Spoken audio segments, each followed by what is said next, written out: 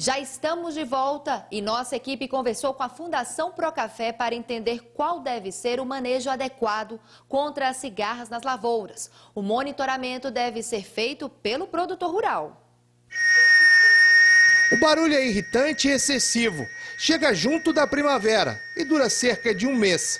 As cigarras podem parecer inofensivas para nós, mas para as plantações de café são pragas que muitas vezes precisam ser eliminadas.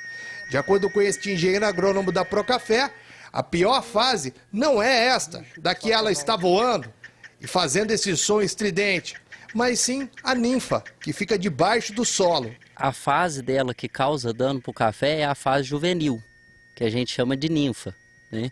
Então, quando a gente vê essa cigarra voando, essa cigarra que sai em revoada agora no início da primavera, é a fase adulta. Essa fase adulta ela dura poucos dias, é em torno de 15 dias. É o tempo, o macho é o único que canta, né? A gente escuta esse canto da cigarra, todo mundo conhece.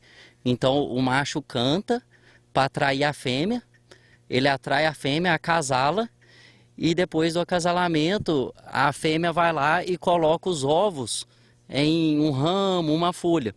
Aí esses ovos vão eclodir, vão dar origem à ninfa, que entra debaixo da terra. O problema, como você deve imaginar, não é esse barulho chato que fica quando elas estão ali voando entre as árvores. O problema é mais embaixo. Quando a ninfa está ali perto da raiz, segundo o engenheiro agrônomo, ela fica sugando a seiva. Isso pode prejudicar a produção do café. À medida que ela vai sugando essa seiva da raiz, ela vai deixando a planta mais fraca. Então a planta começa a ficar amarelada, responde menos às adubações, ela perde força, né, e começa a diminuir a produtividade. Então essa fase de ninfa, ela dura aí, em média 2 anos.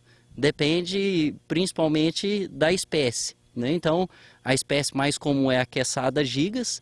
Ainda de acordo com o André, a cigarra faz várias trocas desse esqueleto, permanecendo um bom tempo debaixo do solo. Nesses 2 anos ela faz em torno de 4 equidíase. A equidíase é quando o inseto troca aquele esqueleto externo. Então é comum você chegar às vezes numa planta e ver lá um esqueleto de cigarra que já não tem cigarra lá dentro, ou seja, ela fez uma equidíase. Então essa fase de ninfa ela faz em torno de 4 equidíases e depois ao final, né, na hora que ela já está lá na última equidíase, ela sai para fora da terra e faz a última equidíase, que é a hora que ela vai fazer um esqueleto com asa.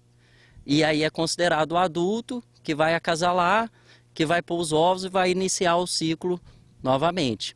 Os produtores precisam fazer um monitoramento da lavoura para descobrir se a praga não está infestando o cafezal. O principal controle dela é o controle químico no início das águas.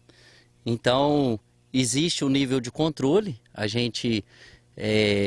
o ideal é que você faça um monitoramento, aí você vai cavar o chão, a largura, o espaçamento entre plantas e a distância é a projeção da copa. Você faz um buraco de aproximadamente 40 centímetros, usando a projeção da copa e o espaçamento entre plantas, é o tamanho que você vai ter que cavar, você vai cavar só de um lado.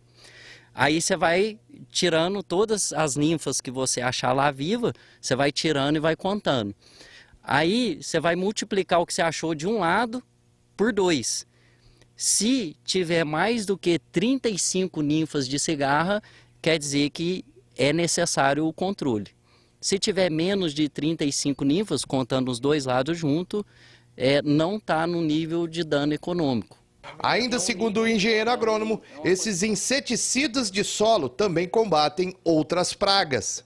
Esses produtos, esses inseticidas de solo, eles não só combatem a cigarra, mas combatem outras pragas, como berne de solo, por exemplo, e também dão vigor para as plantas.